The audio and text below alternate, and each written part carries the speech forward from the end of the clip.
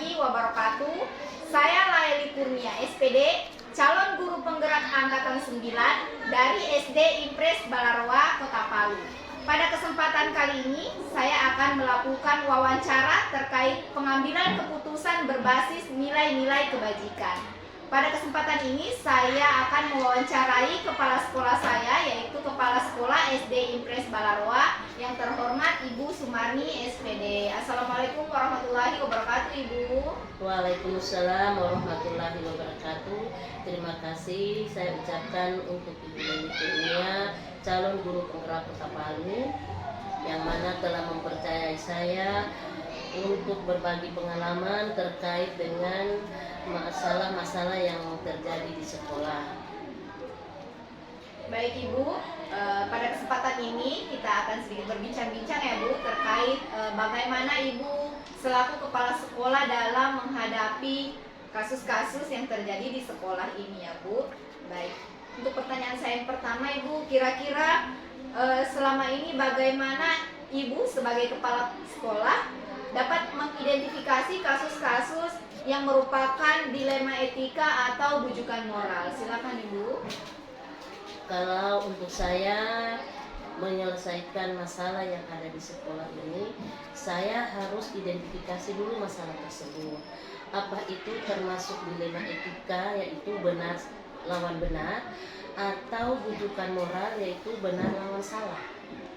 Baik Ibu, setelah Ibu identifikasi ya, bagaimana itu terkait bujukan moral kah atau dilema etika kah? Nah, kira-kira selama ini bagaimana Ibu menjalankan pengambilan keputusan di sekolah Ibu, terutama untuk kasus-kasus di mana ada dua kepentingan ini Bu. Artinya kepentingan itu sama-sama benar atau sama-sama mengandung nilai kebajikan. Untuk saya menyelesaikan masalah tersebut, saya kumpulkan dulu informasi tentang masalah-masalah tersebut. Kemudian saya mengidentifikasi semua pihak yang terlibat dalam permasalahan tersebut. Terus saya pertimbangkan dulu apakah masalah tersebut ada nilai positifnya dengan saya atau kedua belah pihak. Terus agar saya dapat bertanggung jawab terhadap keputusan yang saya sudah ambil tersebut. Baik Ibu, nah kira-kira seperti apa langkah-langkah atau prosedur yang nantinya Ibu biasa lakukan selama ini dalam mengambil keputusan? Langkah-langkah yang biasa saya gunakan dalam mengambil keputusan, yang pertama, saya kumpulkan dulu informasi sebanyak mungkin tentang masalah tersebut. Terus saya komunikasikan dan kolaborasikan dengan rekan-rekan yang ada di sekolah. Terus saya evaluasi kembali hasil keputusan dan kolaborasi tersebut dengan teman-teman. Itulah langkah-langkah yang biasa saya ambil selama ini. Luar biasa sekali ya Bu, langkah-langkah yang Ibu ambil, terutama terkait Ibu selalu berkolaborasi dengan sesama rekan-rekan Ibu. Nah, kira-kira hal-hal apa saja Ibu selaku kepala sekolah yang selama ini Ibu anggap efektif dalam pengambilan keputusan pada kasus-kasus dilema etika yang Ibu hadapi? Hal yang efektif yang biasa saya lakukan dalam mengambil keputusan tersebut, yang pertama, saya identifikasi dan saya pahami dulu situasi dari permasalahan tersebut. Yang berikut, saya melakukan dulu komunikasi dan kolaborasi dengan rekan-rekan untuk mencari solusi yang efektif. Kemudian saya membuat keputusan dari hasil kolaborasi tersebut. Terus dalam pengambilan keputusan tersebut, saya harus objektif, adil, berhati-hati, dan fleksibel. Baik Ibu, menarik sekali ya. Nah, kira-kira hal-hal apa saja yang selama ini merupakan tantangan dalam Ibu mengambil keputusan pada kasus-kasus terkait dilema etika? Tantangan yang selama ini saya alami, yang pertama biasanya benturan dari dua kepentingan dari permasalahan tersebut. Berikut, terdapat nilai-nilai yang bertentangan seperti rasa keadilan dan rasa kemanusiaan dari saya. Berikut, tekanan sosial bagi diri pribadi saya. Terus, saya harus mengakui dan bisa mengelola emosi diri pribadi saya. Itulah tantangan yang selama ini yang saya alami untuk menyelesaikan permasalahan dilema etika. Baik Ibu, kira-kira apakah Ibu memiliki sebuah tata kala atau jadwal tertentu terkait dalam menyelesaikan kasus-kasus dilema etika? Apakah Ibu langsung menyelesaikan di tempat kah atau memiliki sebuah jadwal untuk menyelesaikannya? Nah, kira-kira bentuk atau prosedur seperti apa yang Ibu ingin jelaskan? Saya dalam menyelesaikan masalah tersebut tergantung dari permasalahannya yang terjadi. Kalau permasalahannya bisa diselesaikan pada saat terjadi masalah itu, saya langsung selesaikan. Tetapi kalau memerlukan komunikasi dan kolaborasi dari teman-teman, saya kolaborasi dulu dengan rekan-rekan yang ada di sekolah. Sesudah itu baru saya bisa menyelesaikan masalah tersebut. Baik sekali ya Bu. Nah, kira-kira adakah seseorang atau kira-kira faktor apa yang selama ini mempermudah atau dapat membantu Ibu selaku kepala sekolah dalam mengambil keputusan terkait kasus-kasus dilema etika yang terdapat di sekolah Ibu? Yang biasa membantu saya menyelesaikan kasus tersebut ya sudah jelas teman-teman yang ada di sekolah, karena saya selalu berkolaborasi dengan mereka sebelum saya mengambil keputusan. Yang berikut, saya pertimbangkan dulu nilai-nilai yang saya anggap benar dengan nilai-nilai yang rekan-rekan anggap benar. Sesudah itu kita samakan persepsi. Baik Ibu, dari semua hal yang telah Ibu sampaikan tadi, kira-kira pelajaran apa yang dapat Ibu petik dari pengalaman Ibu dalam mengambil keputusan terkait kasus-kasus dilema etika? Pelajaran yang dapat saya ambil dari kasus-kasus tersebut, yang pertama saya rasa saya di sini harus mendahulukan kepentingan umum atau kepentingan orang banyak daripada kepentingan pribadi saya. Yang berikut, dari pengalaman saya dalam menyelesaikan masalah tersebut, itu membuat saya menjadi pribadi yang lebih bijaksana dalam mengambil keputusan. Terus berikutnya, saya selalu berkolaborasi dan selalu menjaga komunikasi antara seluruh warga sekolah. Jadi demikian langkah-langkah saya untuk menyelesaikan masalah dilema etika atau rujukan moral selama jadi kepala sekolah. Demikian pendapat saya. Kurang lebihnya saya mohon maaf. Wabillahi taufiq wal hidayah. Wassalamualaikum warahmatullahi wabarakatuh. Waalaikumsalam warahmatullahi wabarakatuh.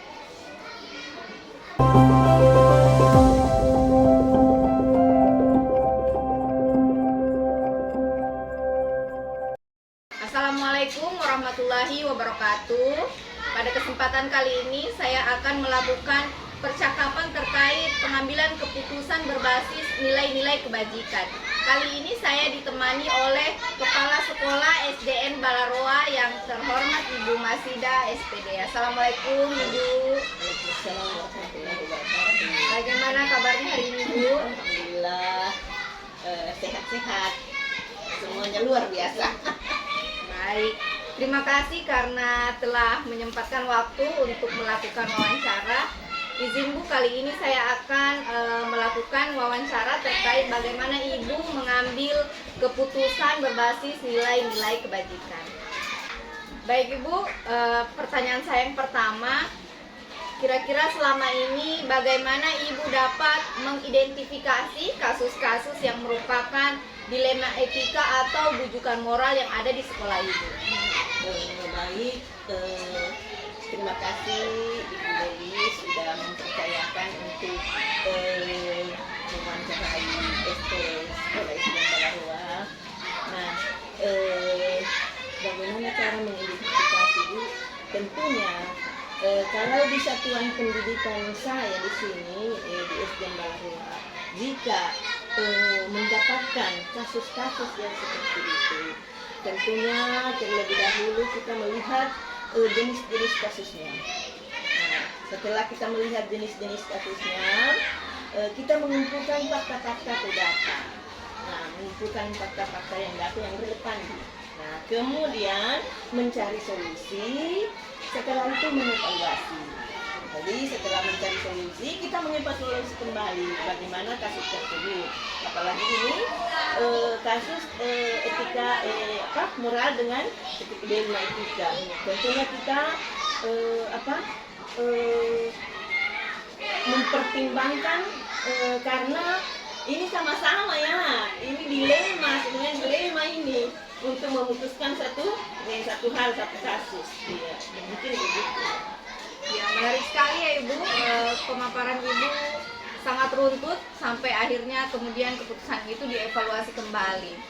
Baik, kira-kira selama ini bagaimana Ibu selaku kepala sekolah menjalankan pengambilan keputusan di sekolah Ibu, terutama untuk kasus-kasus di mana ada dua kepentingan ini Ibu, ada yang sama-sama benar atau sama-sama mengandung nilai kebajikan. Silakan Ibu. Nah, di sini Bu, di satuan pendidikan kami apabila terjadi kasus semacam itu, ada dua kasus kepentingannya yang sama-sama benar, kemudian mempunyai nilai kebajikan.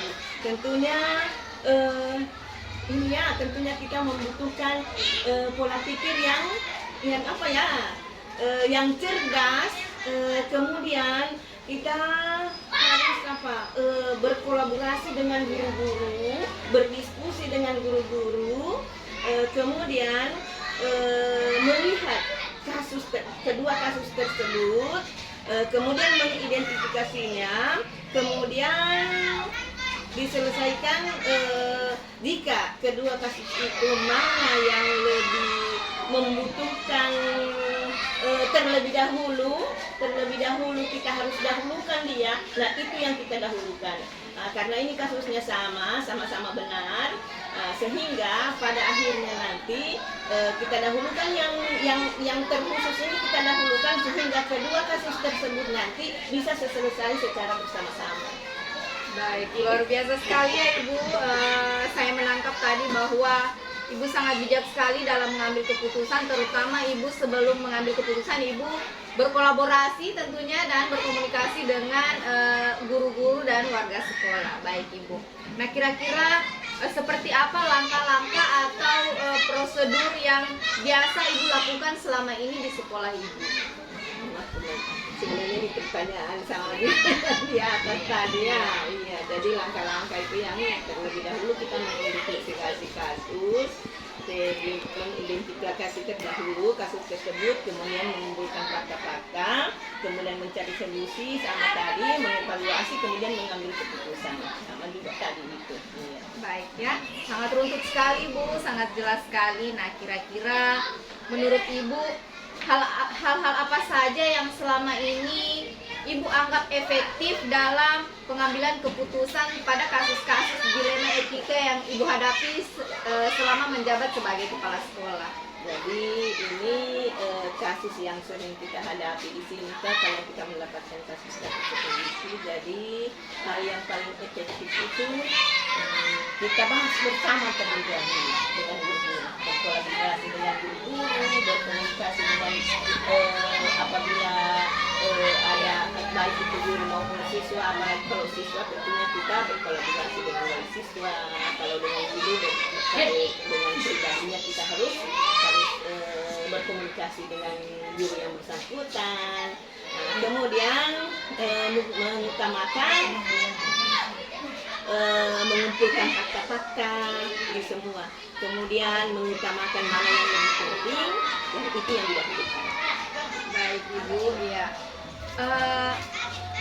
Baik Ibu, kira-kira hal-hal apa saja nih yang selama ini merupakan tantangan Ibu dalam mengambil keputusan pada kasus-kasus dilema etika tadi? Tantangannya itu sebenarnya Bu, mengumpulkan informasi itu. Terkadang informasi yang datang saling-saling mereka masing-masing mau mempertahankan pendapatnya, mempertahankan idenya. Nah, sehingga menyelesaikan kasus itu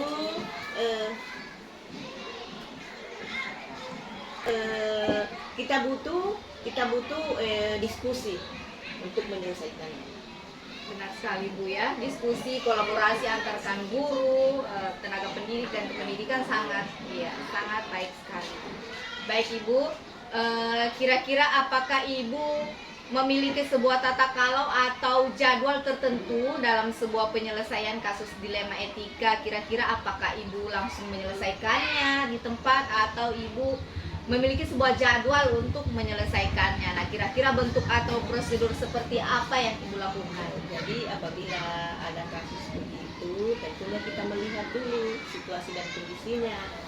Kalau kasus tersebut bisa kita selesaikan pada saat itu, ya kita selesaikan pada saat itu. Tapi kalau kasusnya membutuhkan semacam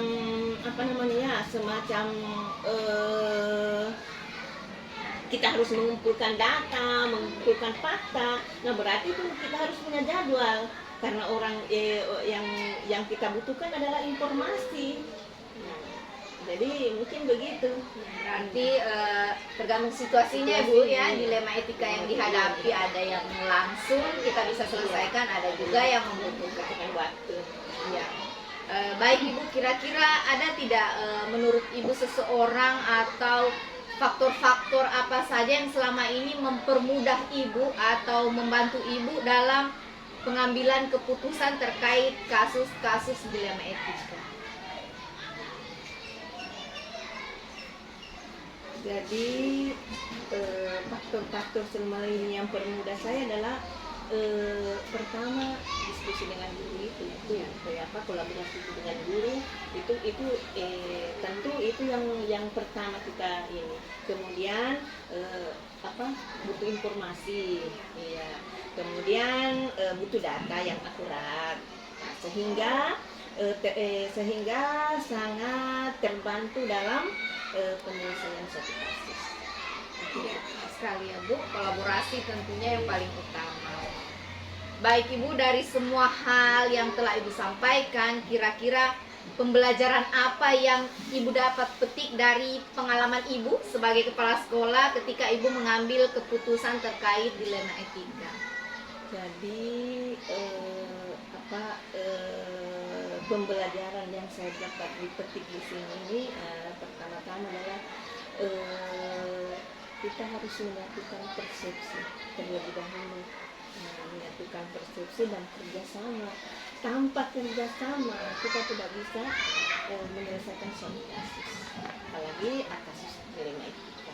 Jadi kita membutuhkan itu yang dapat saya petik dari kasus tersebut.